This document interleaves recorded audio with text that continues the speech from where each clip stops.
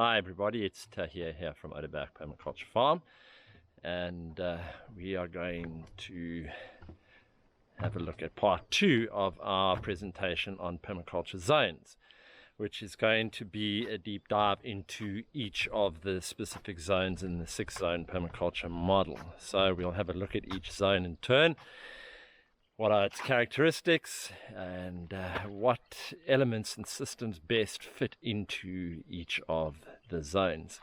What we'll also do is we'll take a look at how this zone model transfers itself into broader society. So what does our society look like under a permaculture zoning model?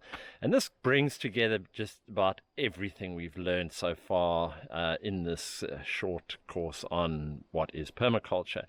So this module is going to wrap up the course. It's the final module, and I really hope that you've enjoyed it and you found it not only interesting but informative. Okay, so let's get into it, and thank you very much for participating.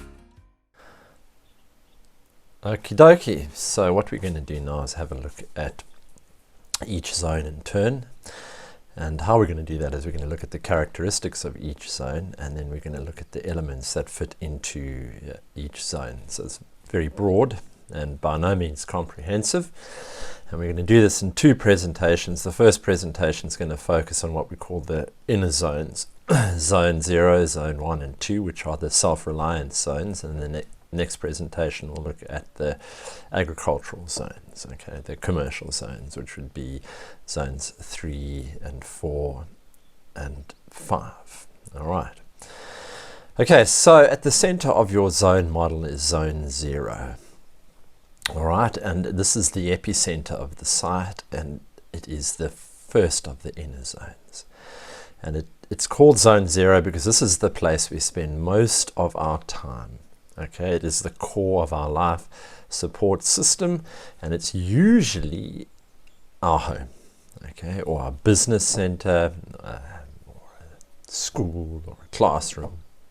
It has the function of a building, and it is busy, and it's under intensive management. Okay, so you can see here we have 2 zone 0s, typical permaculture designed.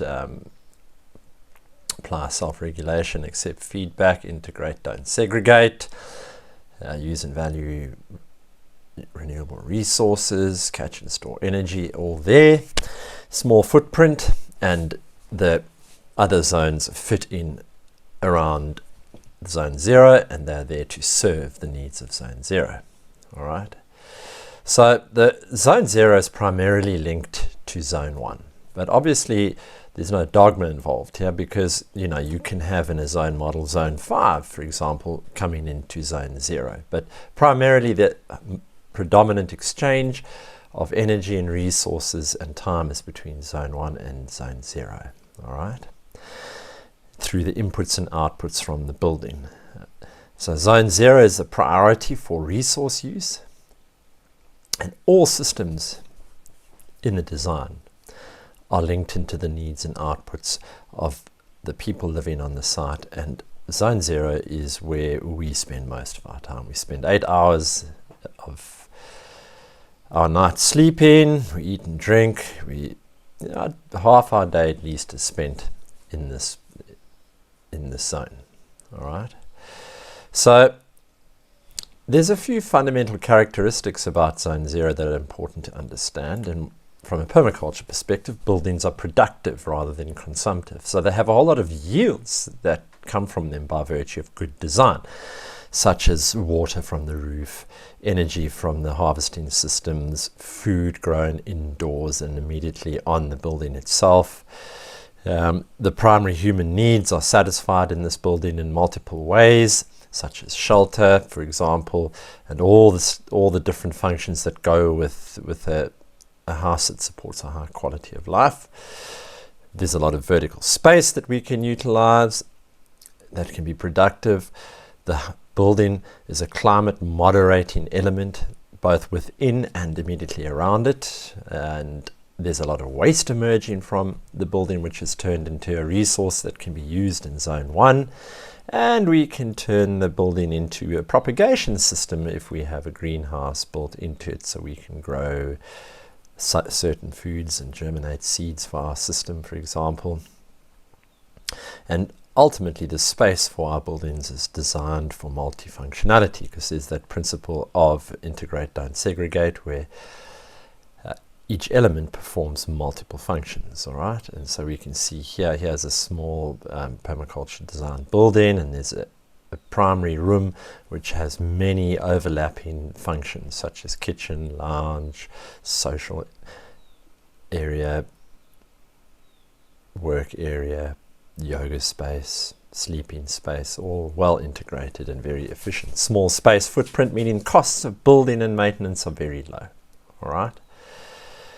And so the elements that make up the zone are buildings in which we spend most of our time in relation to the function of the site. So if the function of the site is a business, then the epicenter of the site will be the main business building. Okay, and in this case, it's a homestead, and at the center of it is a well-designed, multifunctional, well-integrated house. Okay, but there can be more than one Zone 0 in a system. It depends on how many buildings you have. Okay, so for example, in communities like eco-villages or co-housing, there will be multiple Zone 0s, all right? Or a sophisticated farm will have multiple Zone 0s in the form of different processing centers and workshops and things like that, as well as staff housing and so on, all right? And within these buildings, what we will see is a very important characteristic, and it's become majorly so now in the information age, is our communications epicenter, our link to the broader global network via the internet, for example. I think the internet's become the primary tool of communication these days. Like in our farm, we don't have a landline, we don't have cell phone access, but we operate through the wireless. So business centers can be Zone 0s, and in some cases, it's all there is. There isn't a Zone 1, but the building functions as a self-regulating entity, and it is designed according to permaculture principles. Okay, and this can be workshops, restaurants, tea gardens, studios, you name it. Okay, they are all Zone 0s.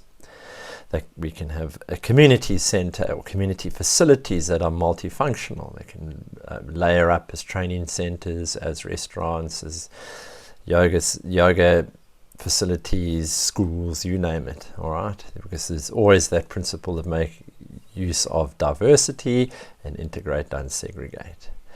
And so in a lot of permaculture systems, one of the Zone 0s you will have is a training center. If you're in a community, you'll have a gathering space. Okay, and they're also designed to be as multifunctional as possible. Like our one here functions as a workshop, it functions as a classroom, it functions as a place of leisure, it functions as a storeroom, it functions as a processing space. And so there's efficiency there. We're not replicating buildings by virtue of having different functions in different buildings. We're trying to layer as much as possible. Our Zone 0s are primary water catchment surfaces for drinking.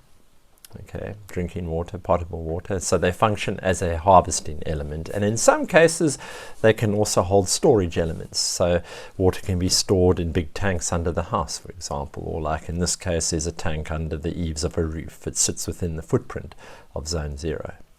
It's our primary energy generating function on the site, because that's where most of our energy is utilized. And we'll find our solar water heating and our electricity generation happening on the house. The house is elevated, so it gets the panels up above the trees. And so what we'll see generally with permaculture systems, they're off-grid and self-reliant, and so they will have their own energy generation in close proximity to where the use is. In many contexts, you'll have a greenhouse designed onto the house to passively heat the house, to integrate functions like nurseries with the house or growing zones within the house, and ideally suited to cold climates, really. The walls of the house provide ideal opportunities for vertical space gardening, and there are many different approaches to doing this, but you can be highly productive as long as you've got enough sunlight on your walls. You can turn them into vegetable gardens. Windowsills can become places where microgreens are grown, and we know microgreens are an extremely easy and healthy supplement to the diet. It doesn't take much management, doesn't take much space or resource. It's another production element in the zone 0. There's not much light, you can grow fungi. Medicinal fungi, edible fungi, that can even become the basis of a small business. Okay, container gardens on the patios, and we can use that to grow a lot of food. We can repurpose a lot of old vessels to hold soil in which we can grow vegetables. And so we can turn these hard, unproductive spaces into gardens. We've got various forms of highly pruned dwarf fruit trees in pots that can produce a little supplement through the year, so we're reducing our dependency on the supermarkets.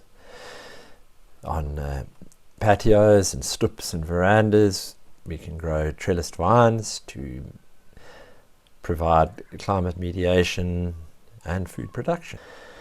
And then obviously the building produces a lot of waste, okay, and that is recycled in many different ways into the system to meet the needs of other elements. Generally in zone 1, wastewater you can water quite a lot of trees with, and as long as you're not putting toxins in your water, you don't have to filter it.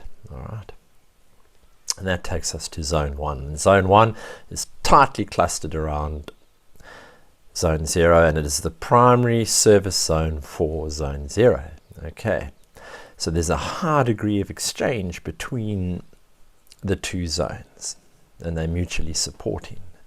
So zone 1 is the most intensive land use zone on the site, and we make use of as many methods and techniques to intensify production and to make use of the space available in the most effective and efficient way. And so plantings are very dense. We tend to do away with lawns. If we do have lawns, it's a very small area that we will use to socialize in, but the vast majority of the space is under production, and we can see here a very nice little urban model in Canadian suburbia, and it contrasts really well with the kind of dysfunctional suburban space we used to. All right, and we can establish a variety of different climate mediation systems like greenhouses, polytunnels, to increase our productivity in zone 1. So zone 1 is our main vegetable growing area, and 70% of your plants in zone 1 are annuals. Annuals need a lot of attention, they need a lot of inputs, they're engaged with every day, and so they are placed according to the rule of zoning right around your house. Okay. So zone 1 is what we call the heart of the oasis zone, and it's a priority for the water on the property. We have heavy complete mulching of gardens, so not much in the way of living mulches because they tend to compete with vegetables. A lot of vertical and hard space utilization, intense stacking. This image here is looking out from zone 0 into zone 1, and you can see it's layered and it's very busy. So what sort of elements can we expect to place in zone 1? All right.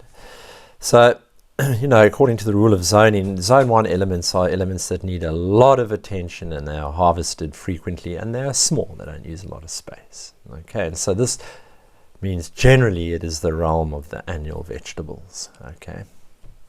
And so we see vegetable gardens around the house instead of lawns.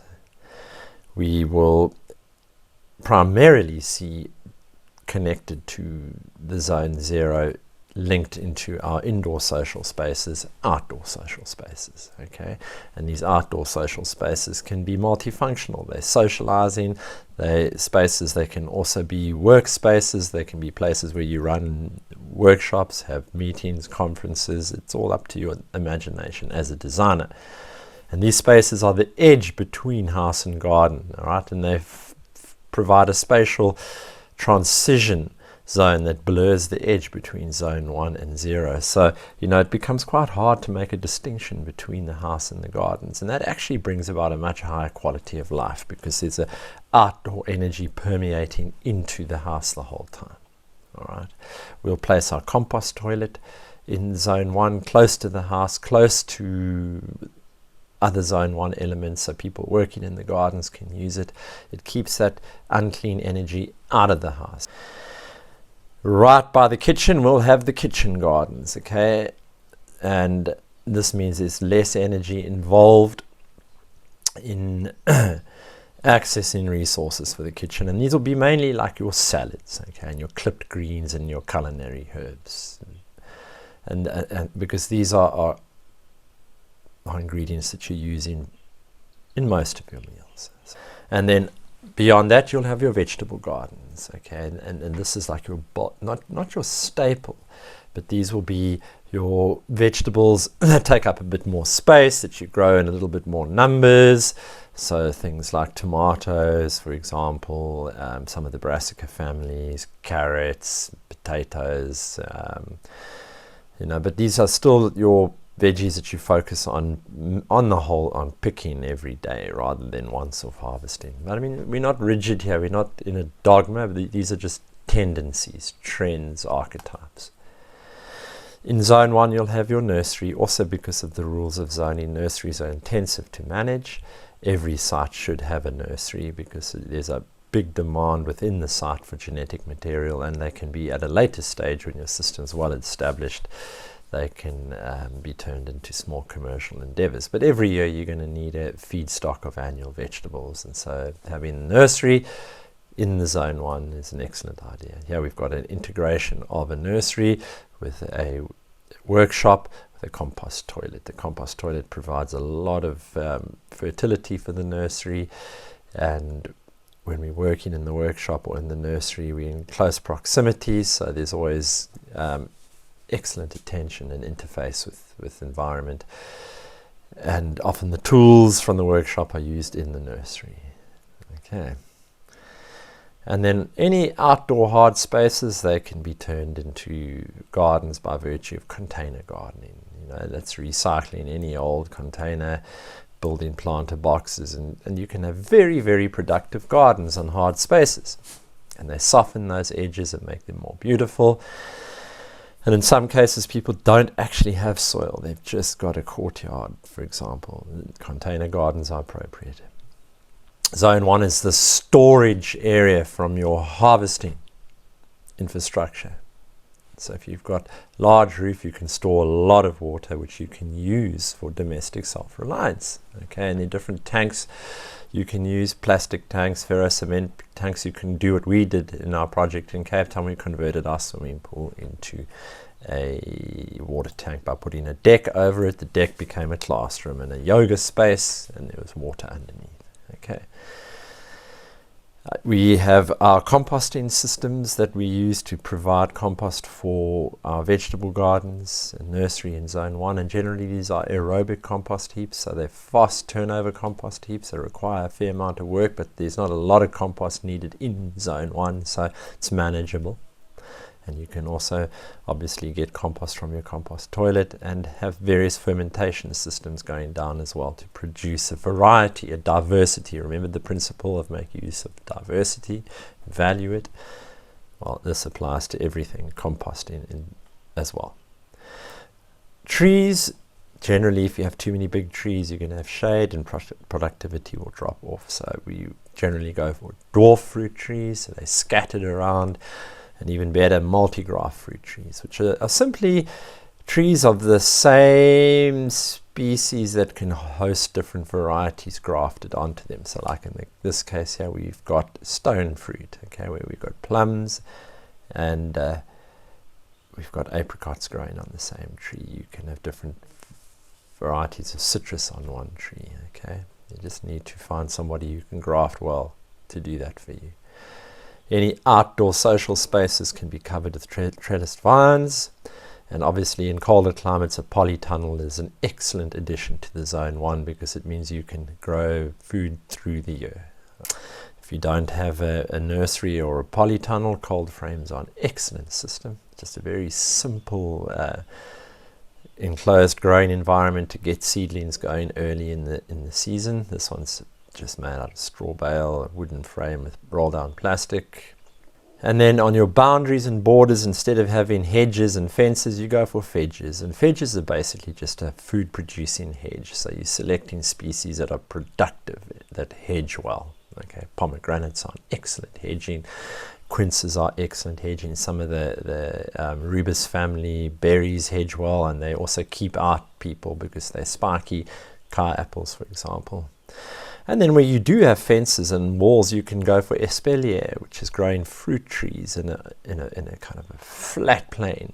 So you're trellising them like vines, but they're getting a lot of light and they're highly productive, and they can also remediate the climate in a building by softening the wall, preventing the wall heating up, keeping it cool, providing an insulating layer of air against it, keeping it warm. And you can see a lot of pears in under production. This is plums turned into a living fence. Again, it's up to your imagination and what your context will support. Okay, workshop, busy place, you go there every day. Zone 1. And then in terms of animal integration, Zone 1 is the realm of small animals. So we're talking mainly poultry here, miniature pigs, that type of thing. And they're in mobile tractor systems generally, and they're doing things like building soils and recycling waste, managing pests and diseases. They're efficient production element, providing you with meat and eggs. Swimming pools can be converted into aquaculture pools.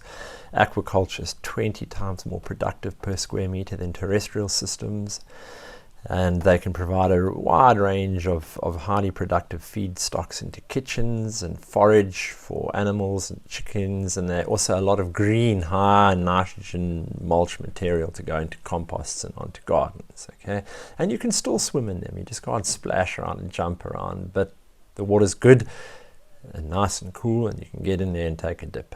Okay, it's a very functional transformation of the urban swimming pool.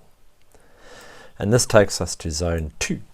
And this is the most productive system in the permaculture and forms the basis for food security, because this is the zone where production trees are appropriate. All right. And so some properties in urban areas are big enough to host Zone 2. You know, I think you need to get to at least about 1/4 of an acre to begin having Zone 2 function. And you know, bigger rural properties, your Zone 2 can be quite substantial and extremely productive. But there are certain characteristics about Zone 2 we need to understand that differentiate it from Zone 3, your commercial farming zone. Okay, so ultimately Zone 2 is the highest yield zone in the permaculture system per square meter, because it consists of food forest. Okay, there's a highly structured forest ecosystem containing high value fruits, nuts, berries, herbs, bulbs, climbers, perennial vegetables, and the emphasis is on perennial plants. So your workload is reduced. 70% of your system is going to be perennials within a food forest function. All right, and the remaining 30% is focused on staple food, vegetable production. So your harvesting and management decreases in the zone due to the perennial nature of the species. They're more resilient, there's more self-regulation. Your harvests are more one-off than ongoing every day. And the semi-hardiness means there's a little bit less water required per square meter than in Zone 1. So what are our elements in Zone 2? Well, in terms of function, Zone 2 elements are less visited and managed than those in Zone 1. And the focus is more towards surplus production for storage and small-scale marketing. Okay, so This is Eric Tunsmeyer's little food forest zone 2 system in the States. It's extremely productive, all right? But he's very big into perennial foods. So our primary element for zone 2 is the food forest, okay? And these are densely stacked polycultures of highly diverse trees and shrubs, and they'll vary from climate to climate. Okay? And it's basically a cultivated forest ecosystem that mimics forest structure and form, but in function it produces food and other resources for humans, so it's designed in our favor. All right, so it's a highly concentrated food production system that is forest in form and structure. Okay, so here we see a tropical food forest. This is a temperate climate food forest. So, yeah, climate archetypes are extremely important when you're designing. And you have what you call your main crop systems or staple food systems, and these are annual systems, or annual vegetable gardens that produce bulk cropping for storage and processing and marketing. Okay, and these are vegetables that need space, such as the pumpkin family, maize, potatoes, or things that you grow a lot of, like loads of carrots, loads of onions. Okay, and their planting systems are simpler than in zone 1, and they require more animal integration because there's less plant diversity. Okay, and so we're not focusing so much on composting as we are on managing the fertility with mobile animal tractors. We have fruit and berry cages in zone 2. These are protected netted areas to grow soft fruits and berries to soften the climate, to keep the birds out. Trellised vines, okay, so more like an agricultural archetype of growing vines, fruit on vines, kiwis, different grapes, passion fruits. Depends on your climate and what you can get. And then we'll have our large-scale drying areas in zone 2 as well. You know, this will be sitting on the border between zone 1 and 2 because they are quite high engagement elements, and you know, a lot of your fruits and veggies coming off zone 2 need to be dried. Okay. Now, animals, well, here we can have permanent animal rotation systems. So these are fenced yards that the animals rotate through. Your chickens, predominantly any type of poultry, and as they move out, you plant vegetables behind them. There's a hen house or a roost house in the middle of it with a straw yard around it, which links into the different rotation yards. In that straw yard, you throw food waste, you throw weeds, mulch that's got a lot of seed in it, and they'll scratch through it and pull out the seed and poo in it and enrich it, and then you can take it from there and put it in your gardens. All right.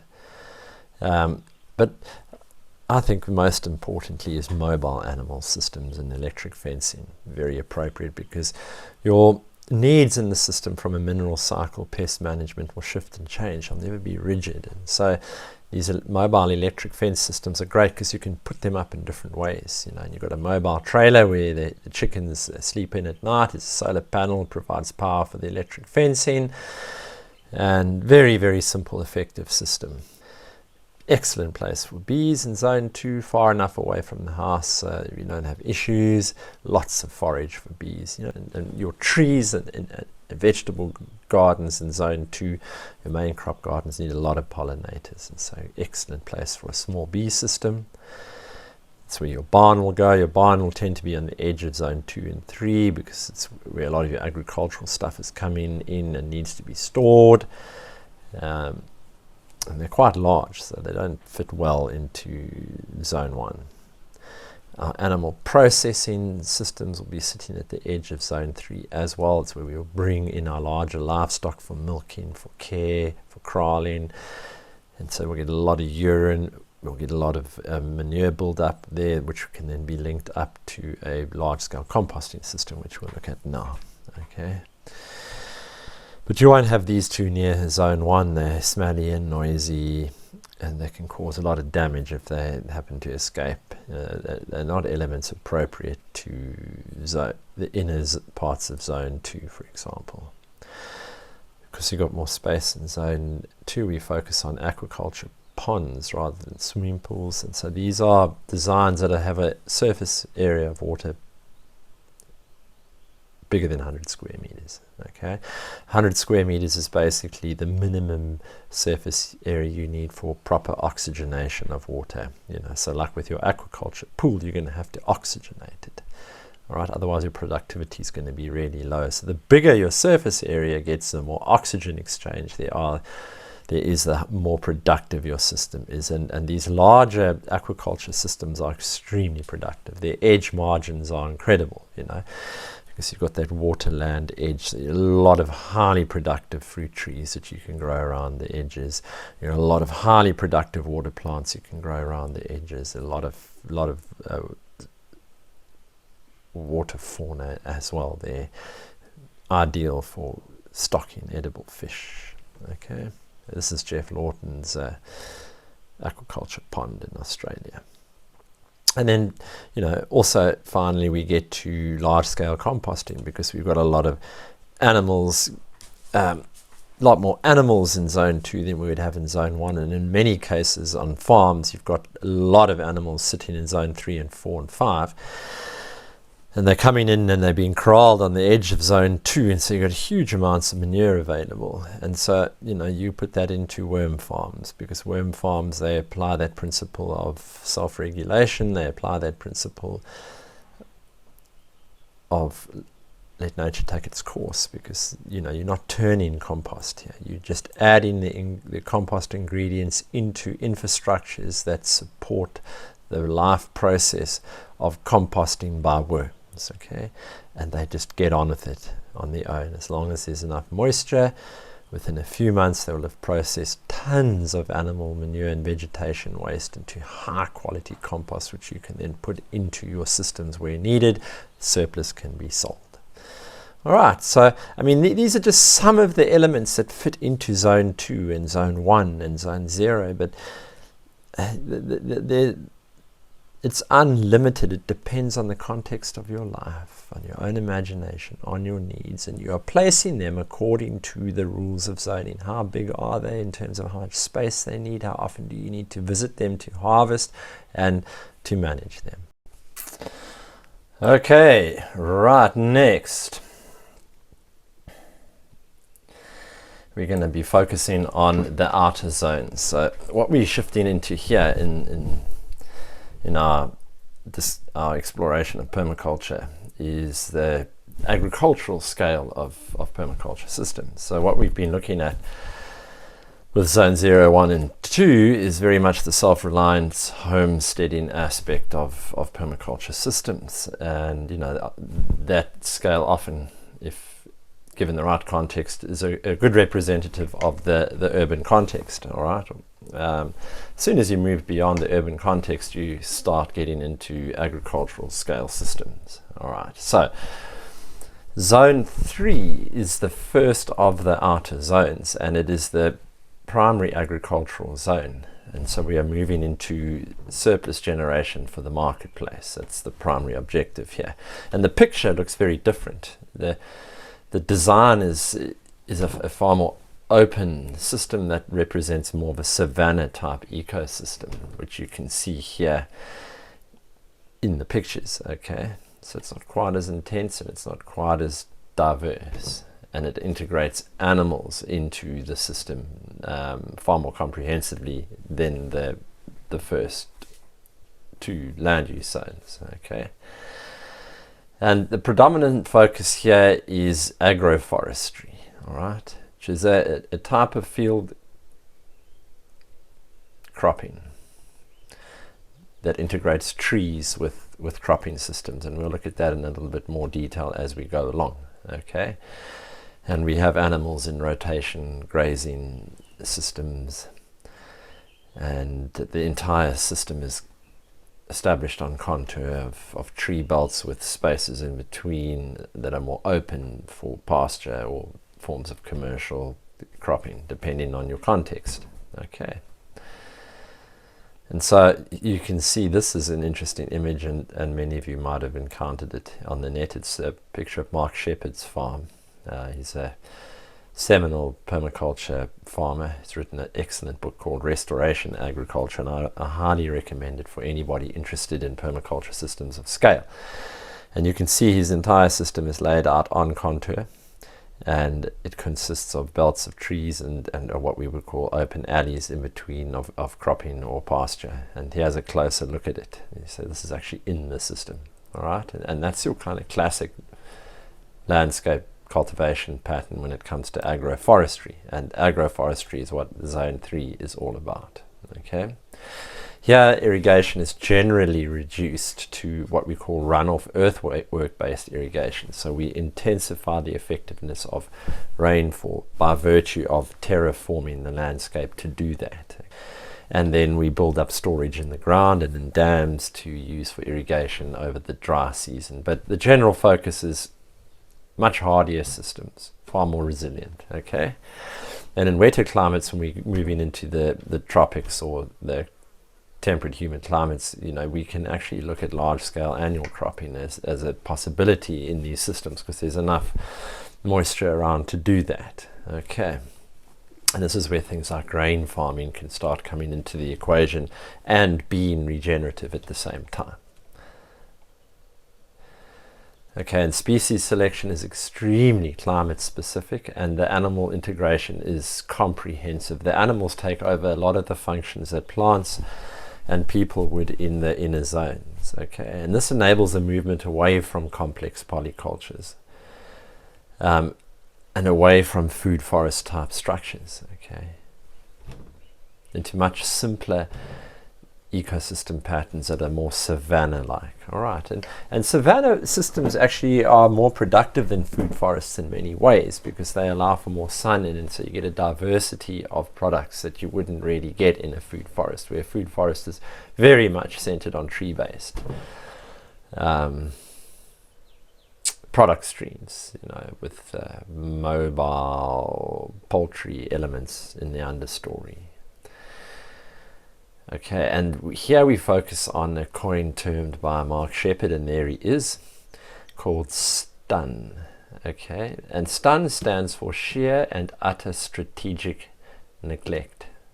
And here we apply that principle of letting nature take its course. And what we're doing is we're developing an infrastructure to support the 4 ecosystem processes in the zone, and we put in our production elements in there, and we're pretty much leaving them to their own devices with very, very minimum management.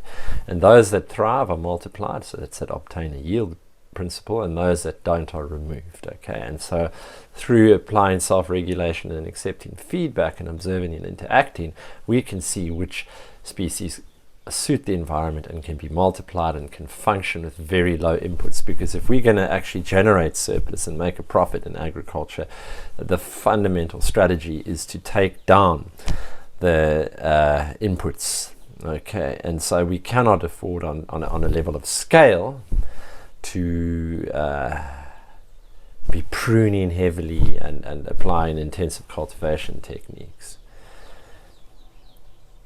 All right, so when we're moving into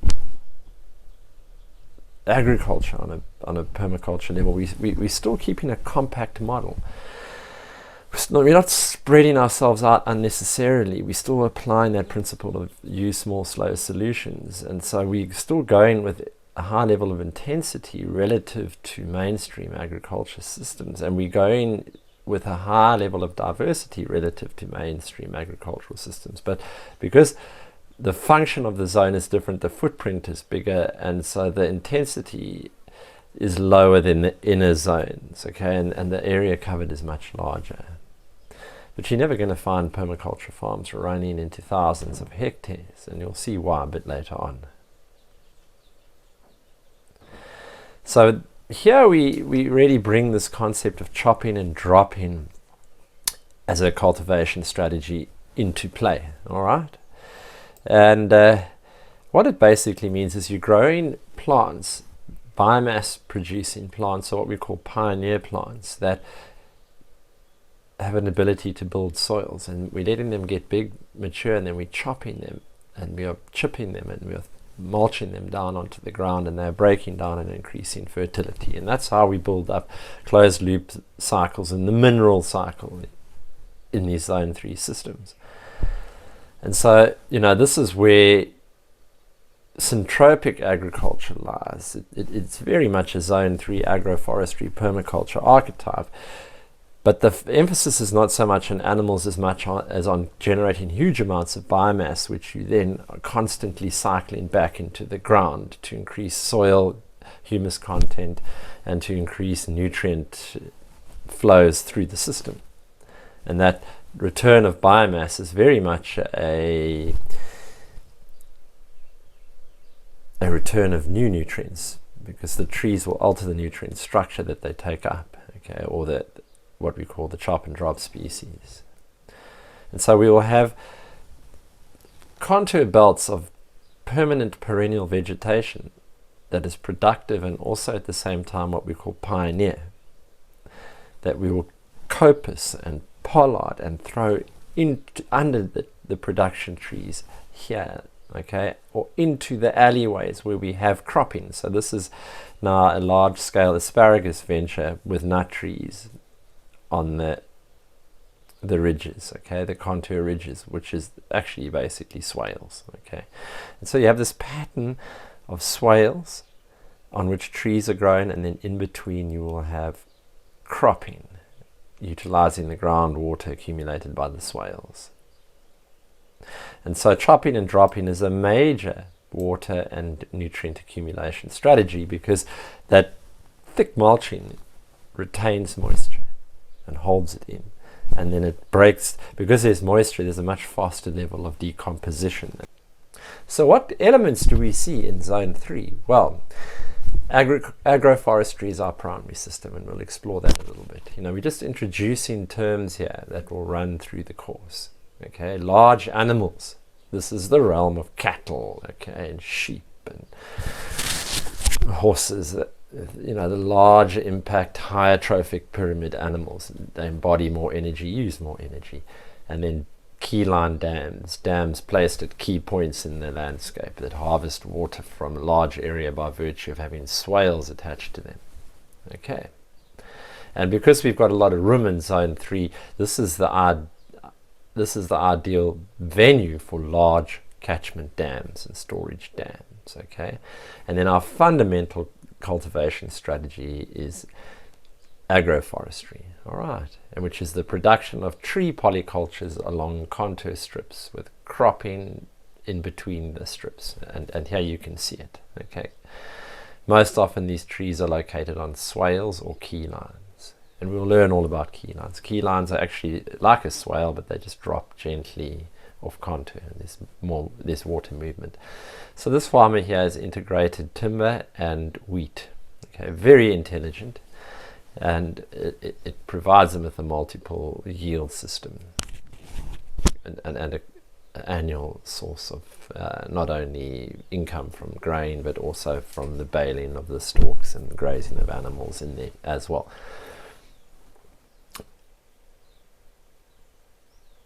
So this is what agroforestry looks like. Okay, this is commercial production on a permaculture scale, and you can see it's still predominantly tree-based, so it's extremely stable, highly productive over hundreds of years, and then those tree belts provide shelter, and they provide nutrients and pest control for the cropping systems in the alleys. Okay, so this is what we would term a production alley, and in wetter climates you would see like this, it would be grain, but in a drier climate you would be moving more into pasture and even drier into medicinal plants. Okay.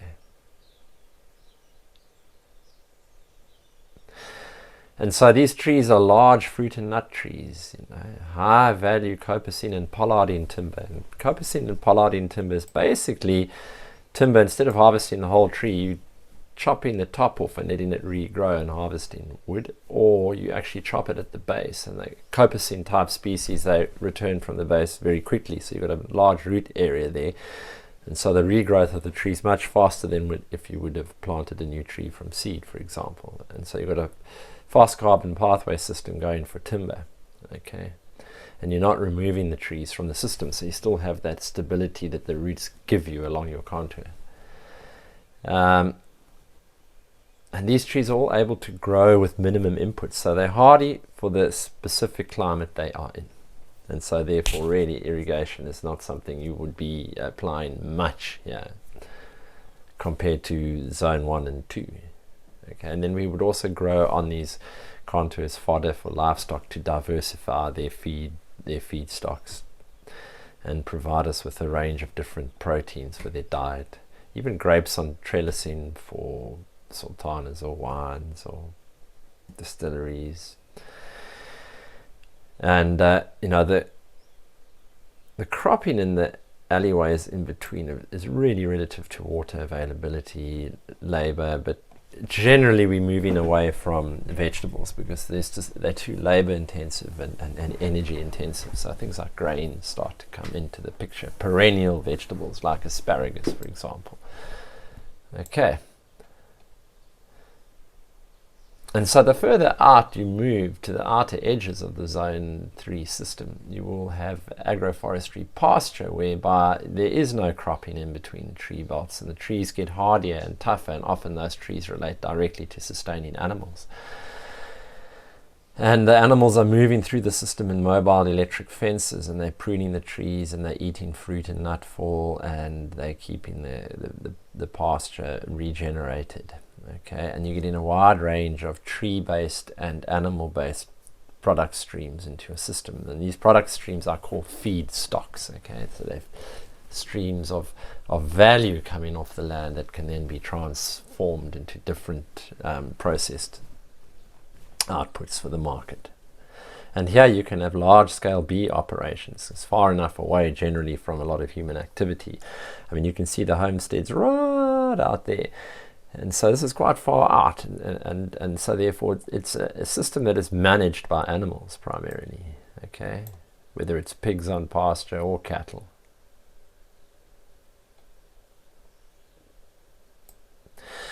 And then we get into zone 4. All right, and zone 4 is like a semi-wild system. It's like a managed wilderness where we will integrate certain elements in that we can harvest from that are really appropriate to very low management environments. And these environments are often quite marginal, like they are hilltops, for example, or quite steep slopes, and or natural grassland systems that we manage through mobile electric fencing with large-scale livestock. Okay, and systems here are very hardy. Okay, and we're still on contour. And we're not irrigating here at all. This is just relying on whatever water we can collect from runoff, okay, and store in the soil and in dams. And so it's a much larger area, but it's not pure wilderness, and we do use machines and stuff to open soils up and build their fertility in conjunction with grazing rotations. And here we only find perennial production plants. There's no annuals, and these plants need no attention. So we're looking at timbers here primarily, timbers and animal fodder. Okay, and the management is mainly, I'd say 95% animal based. So we're using the animals to manage the system and to build soils and to reticulate nutrients and by eating biomass. Okay.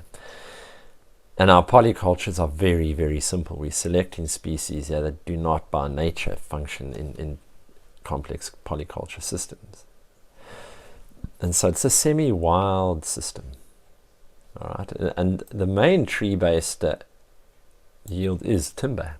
Okay, either clean cut, or in this case, pollarding, where you're cutting the branches. Okay, and most of the elements here in timber systems, they have virtually no cultivation interaction other than key point and key timed prunings, really, and then there's a one-off harvest. And these timber strips are established on swales with herbland or unirrigated grassland in the alleys. Okay, and we're growing long-term high-value timbers as well as shorter-term copacine and pollarding timber for structural and firewood purposes, polewood for fencing, that type of thing. And in humid climates that are warm, we would be focusing on bamboo. And so we are dropping diversity, but we're still staying with it in terms of pasture harvest and baling and harvesting of pasture and converting into livestock, and then the kind of cyclical management of timber systems. And grazing is mob grazing, so we are moving the animals around in electric fences, so there's very little permanent fencing. And the whole idea of mob grazing is that you concentrate the grazing, so the animals are non-selective, like you can see here. So all their dung and urine and trampling effect is in one very concentrated area. They eat everything down to the ground and they moved on, all right? And they're not brought back until there's a complete recovery of the grassland or pasture they've been eating, and so therefore it's impossible to overgraze. Overgrazing is just simply when an animal comes back and grazes a plant before it's recovered fully, okay? And that, if that keeps happening, you kill the plant. And so managed mob grazing, you avoid that, and so you will never overgraze your land. You will just increase its fertility constantly. But this mob grazing has the effect of regenerating ecosystems, improving diversity in grasslands, increasing soil nutrient by adding huge amounts of biomass, and by the trampling effect of breaking down vegetation and speeding up its decomposition with the hooves kind of opening up the soils. So it's very interesting, and this has been developed by Alan Savory in the holistic management system. Okay, and then we'll also find large dams, okay, where possible, and riverine strips, okay, and this tends to be a system of cultivation in drier areas where there's not enough water available to cultivate production systems beyond along a stream course, okay, and so we will have strips of tree belts established on the edges of rivers and wetlands, drainage lines, hydrated areas, okay, and it's generally tree based, and they make use of the high groundwater table. Okay, so we call it riverine or riparian forestry. And we build sand dams in the river, so they are basically just like weirs that are filled with sand, but they hold a lot of moisture in them, about 30% moisture. That spreads out into the ground and the areas on the edge of the river, and it hydrates them, and therefore it enables this growing of strip forests along stream courses and edges. And of course it's an edge environment, so it's that application of the principle of making use of edges and value in the marginal. We've got a big ecotone here, which you can see quite clearly. And then here's a zone for what we call backflood swale dam on a client property. The swale collects water and puts it into the dam, and the dam fills, it backs up along the swale, and it hydrates the contour the swale is on. And that brings us to zone 5, okay? And this is the wilderness areas of our farms. It's the places where management is focused upon restoration of ecosystem processes, and here we are visitors. So if our zone 5s are degraded, then we will restore them through terraforming, okay, through swales and subsoil ripping, and we can recharge plant into the natural systems using very hardy native pioneer species. We can integrate animals in there to help restore the ecosystem processes in damaged natural environments. Okay, we can put gabions in gullies to prevent gully erosion. And so here we are functioning from a purely stewardship role. We're not looking to make money from our endeavors. Here we are restoring the ecosystem processes that actually feed into our site, that the well-being of our site depends on. Okay. So if the effectiveness of our local ecosystem is compromised, it's going to be very difficult to build a thriving cultivated ecosystem. And that's why we need to look at the farms as a whole. All right. So here's a very rare forest surrounded by agricultural land, and it actually gives you an indication of what this whole landscape used to look like before humans intervened, and this is what we then would try and restore and expand. Okay. And so the aim of permaculture systems is to increase the intensity of land use in our production zones. So the footprint of the production zones can be as small and compact as possible, and the natural system's footprint can be increased significantly. Okay, and here's an interesting example where we've got tropical rainforest surrounding a very niched tropical permaculture system, and the amount of moisture and fertility and interaction between the permaculture system and the zone 5 around it is immeasurable and extremely beneficial.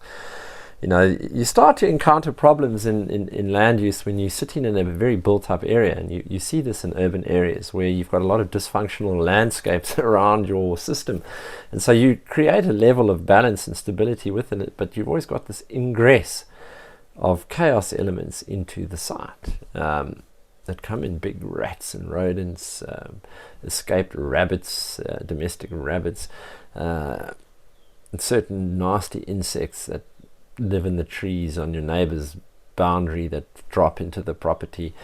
And with a stable zone 5 around you, you don't have that. You actually find the zone 5 starts to regulate your own system.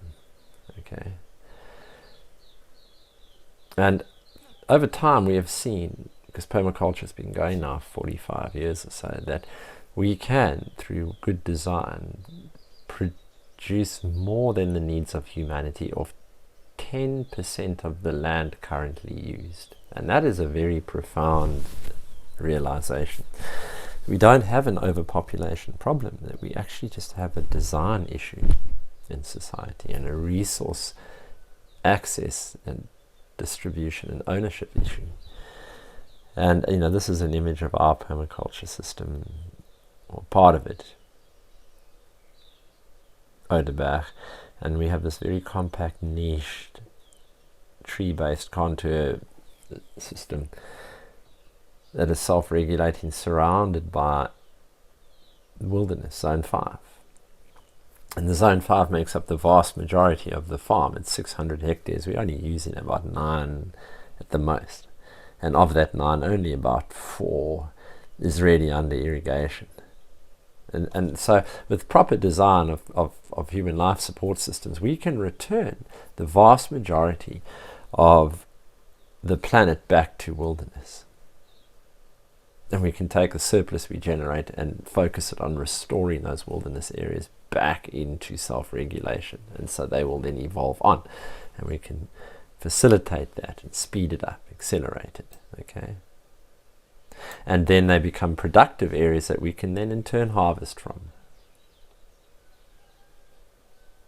And often your zone 5s in a permaculture system cover areas that are too steep to cultivate, or areas along river courses, on tops of ridges within soils, and areas that are far from the inner zones on larger farms. So here again, this is one of my field cropping systems, my field pasture system, sorry.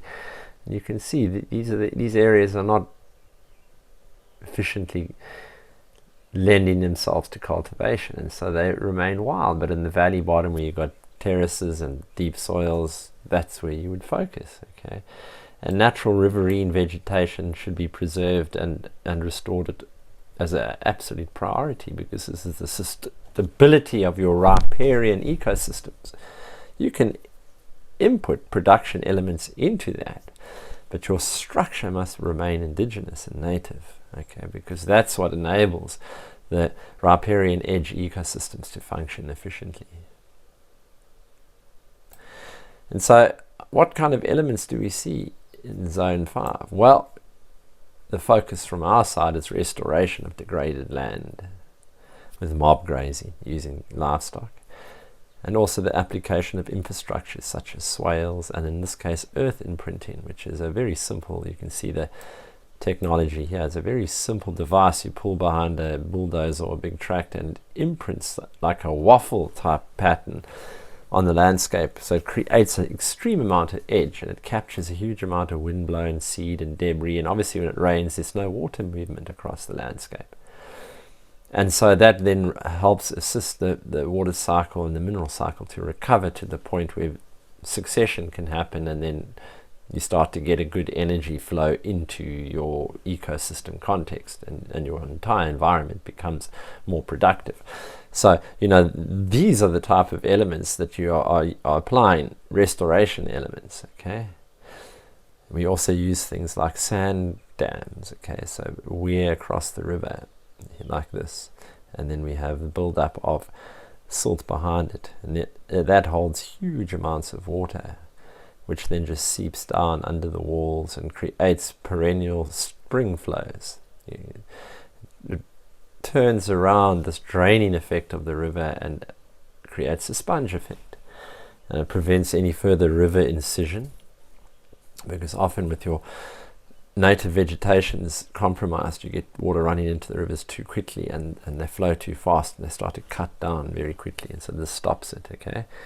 And then these become places of ecosystem recovery, and then into that we can recharge plant, riparian vegetation, and restore the riverine ecosystem edge. And we can prevent gully erosion by putting in these stone gabions. They're just baskets with stones in. I'm sure you've all seen them before. Okay, we would be removing alien vegetation. It's a big challenge in many parts of the world. And this can be made profitable if we're clever about it, because we can take the chopped wood and we can turn that into a feedstock for syngas, okay? Syngas is a volatile gas produced from wood, okay? And you can use that to generate electricity. And you can use that to feed microgrids.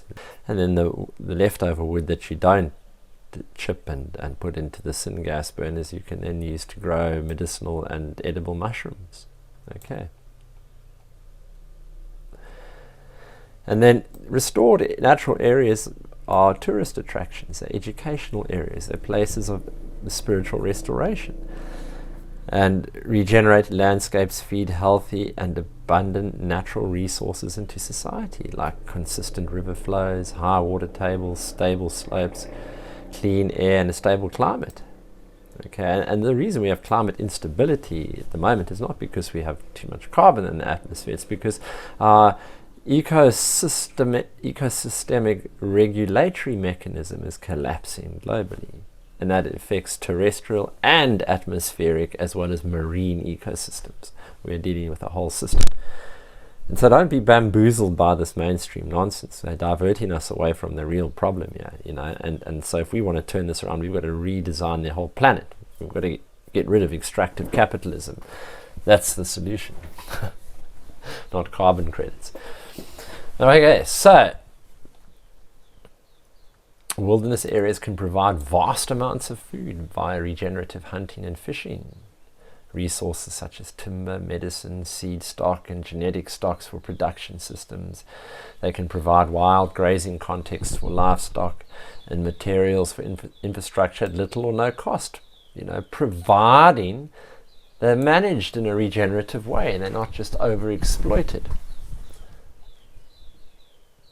And then when we take zoning in onto a societal level, so we're going beyond just the homestead or the farm, we take the whole planet and we zone it according to permaculture principles. We have a total rearrangement of the spatial relationship on Earth, okay? The spatial patterning of regions changes, and it enables a smaller distributed community patterning embedded into a healthy natural context. So we're moving into smaller villages everywhere, eco-villages. Here they are, okay?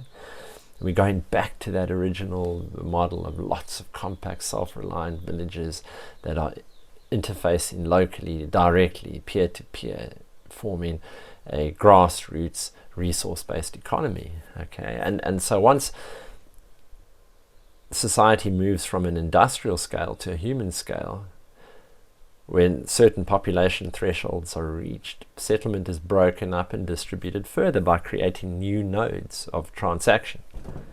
Instead of increasing the central transaction nodes and expanding the suburban hinterlands, we actually distribute the whole system. And we have work and play and education all in the same space.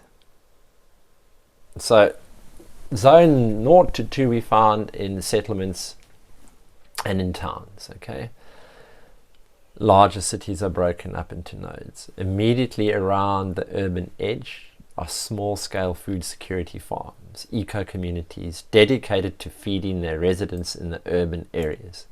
And this is not to say the urban areas themselves aren't highly productive, but there are certain elements that need space to produce, and so that will happen right around the urban edge and within the urban area, and that is the self-reliance component of the urban settlement. Okay, and the image, spatially from a pattern language, looks very different once we start applying permaculture design into all the different aspects of society. We're going to look at that in our final presentation in this introduction to permaculture. In a ring around the small farm zones are the large and often community-owned farms that focus on producing the resources to sustain society. And so these are farming communities with, here we see a concentrated and compact zone 3 based system focused on large-scale staple food, fibers like hemp, oils, medicine feedstocks for society. Okay, and this is the realm of eco-villages. So eco-villages would embed themselves into agricultural scale of production. Okay, and it would be done as a community endeavor, making it much more viable and efficient.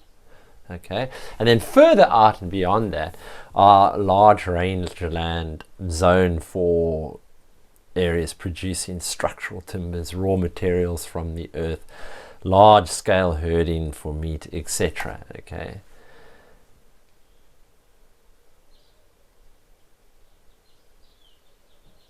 and so here you find your ranches and family farms, and whatever food is produced on them is purely for self-reliance. The vast majority of the area is dedicated to feedstocks for society. And then finally, covering the vast majority of the planet's surface is restored nature, teeming with game, clean, consistently flowing rivers, significant forests and savannas full of resources for us to harvest and use in a regenerative manner and to spend time regenerating ourselves. Okay, and these areas are the province of retreats and ashrams and education systems and leisure facilities, so people may once again engage with unspoiled natural splendor from the perspective of regeneration rather than conservation, because conservation tries to separate people out of the landscape, or regeneration integrates them in a way whereby the actions of people are restorative. It's a total turning around of the thinking. Okay, and this is what we want to be able to get back to the, because then we'll create a stable biosphere and people can really enjoy it. And so the shift of society from its current trajectory by design results in a complete change on all scales, all right, in all endeavors, and we're going to look at that next in a bit of detail, to ensure a vision and a pathway towards a completely ecosystemic reality. And what really follows is just to simply do it, because we have the knowledge, we have the skills, we have the resources, we have everything we need, we just don't have the political will to do it. And so why would we wait around for politicians, corrupt criminals in the corridors of power? We just get on with it, because we are actually the people that have control of the resources. We are on the ground and we are actually making it happen. And the sooner we realize that, the better for everybody.